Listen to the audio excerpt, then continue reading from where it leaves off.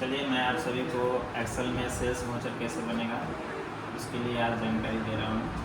ध्यान देंगे। सबसे पहले जो है आप लोग एक्सेल ओपन करते हैं जिस तरह से, उस तरह से एक्सेल ओपन कर लेंगे। कोई कमांड बटन देके जैसे कि शॉर्ट में लिख देंगे एक्सेल तो आ जाता है। चलिए हम एंटर कर दिए। ये जो है एक्सेल का स्प्रेड शीट या वर्कशीट भी बोल सकते हैं, वो स्प्रेड शीट है और ये शीट ऑन हो गया है। अब इसमें करना क्या है, सबसे पहले ये समझ लें कि सेल्स वाउचर बनाते क्यों। तो सेल्स वाउचर जो भी सामान या कोई भी छोटा सा दुकान हो या बड़ा सा दुकान हो या बड़ा सा कोई मॉल हो, उसमें सेल्स का रिकॉर्ड रखने के लिए सेल्स वाउचर बनाया जाता है। ठीक है, कि जो सामान बिका है उसके लिए पूरा प्रॉपर आप जो है इसमें ये काम करके रखेंगे कि ताकि हमको ये पता रहे कि आज जो है इस डेट में या अनदर डेट में जो कौन सा जो है सामान जो है बिक चुका है, उसके लिए बनाया जाता है। तो सबसे पहले आप हेडलाइन भी बना सकते हैं। चलिए एक शॉर्ट तरीका से दिखाते हैं।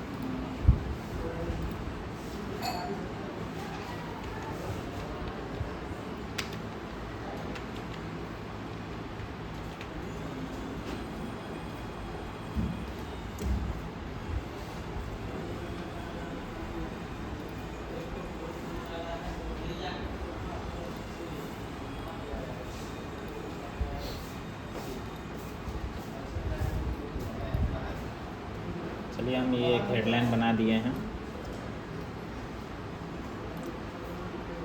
सेल्स वाउचर का। इसको एक कलर भी कर सकते हैं ताकि ये अब प्रॉपर रूप से दिखाई दे। थोड़ा सा हम हाईलाइट कर देते हैं।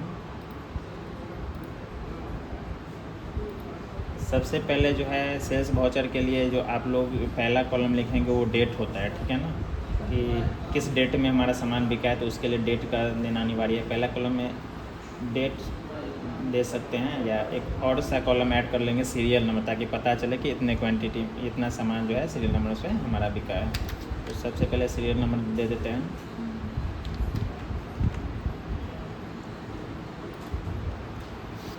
दूसरा है कि डेट दे देते हैं। तीसरा है कि नेम ऑफ प्रोडक्ट।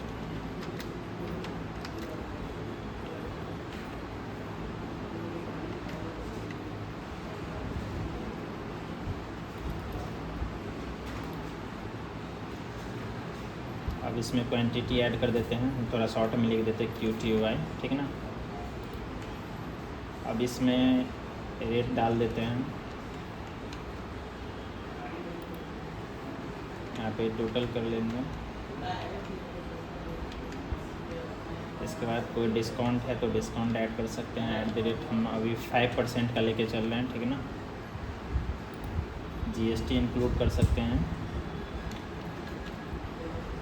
2 या 4 या इसको भी 5% या 6% लेके चलते हैं। वैसे होता नहीं है उतना, मान लीजिए 12% लेके चलते हैं।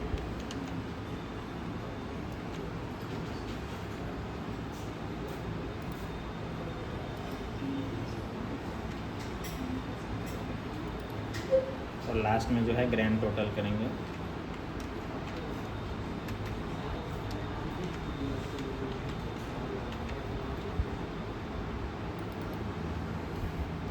अब इसमें हम सीरियल नंबर 1 डाल देते हैं। डेट जैसे आज हो रहा है 10।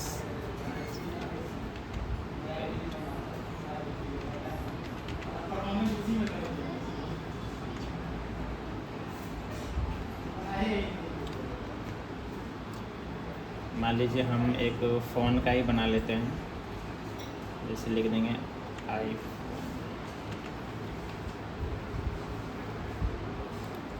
ये क्वांटिटी मतलब पीस समझेंगे कि कितना पीस ले रहे हैं, तो हम 5 पीस कर देते हैं। ठीक है। और रेट में ये देखना है कि एक फ़ोन का कितना रेट होता है, तो उसके लिए मान लीजिए एक एवरेज के तौर पे 60,000 जो एवरेज है वो हम ले लेते हैं। यहाँ पे हम क्या करेंगे, टोटल करेंगे। तो हमें ये पता है कि 5 पीस लिए हैं तो 60,000 एक फ़ोन का दाम है, तो उसे मल्टीप्लाई करने पे क्या आ जाएगा, हमारा जो है टोटल निकल जाएगा।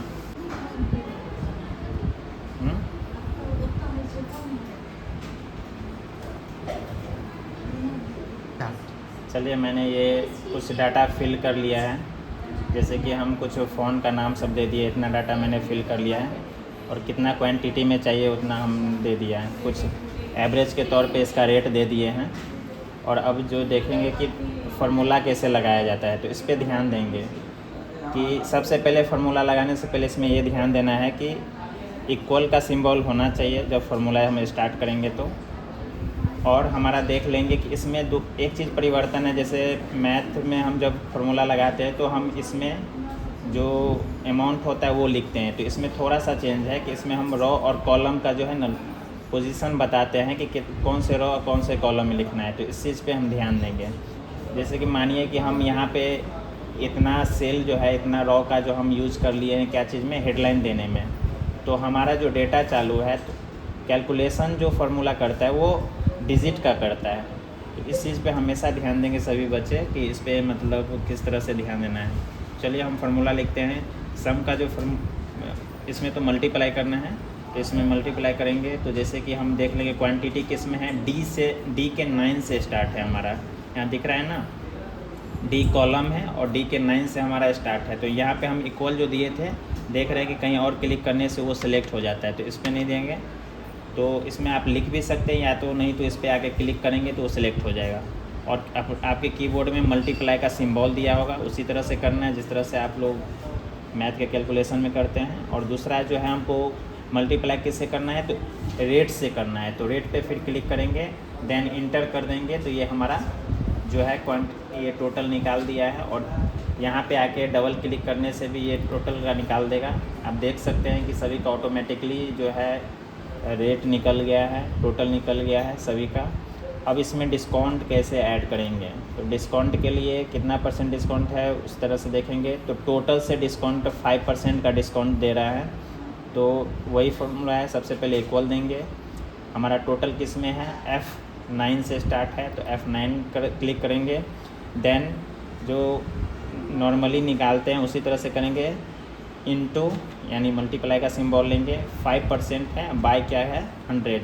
आप सभी को पता है कि परसेंटेज का वैल्यू क्या होता है, 100 होता है। देन इंटर कर देंगे, तो इसमें डिस्काउंट निकल जाएगा, ये डिस्काउंट निकल गया है। अब उसी तरह से क्लिक करेंगे, डबल क्लिक करने से वो आ जाता है कि अब सभी का डिस्काउंट निकल गया 5% अकॉर्डिंगली। अब जीएसटी फिर उसी तरह से निकालेंगे, उसी तरह से हम अपना जीएसटी निकालेंगे जिस तरह से डिस्काउंट निकाले हैं। इक्वल देंगे, हमारा टोटल किस में है, F9 में है, उसको सेलेक्ट कर लेंगे, इनटू कितना % है देख लेंगे, 12 है, तो 12% बाय 100। दैन इंटर करने से ये हमारा जो है जीएसटी निकल गया है।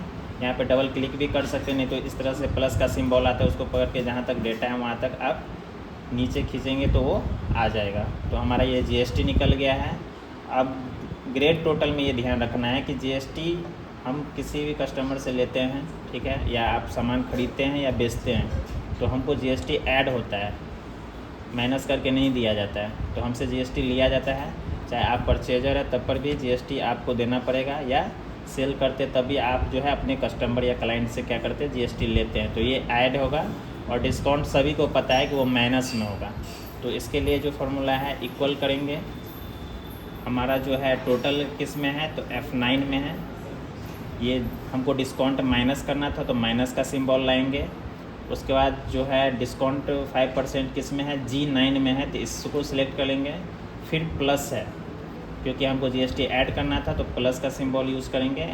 देन जो है किस में जीएसटी H9 में है, तो इसको सेलेक्ट करेंगे।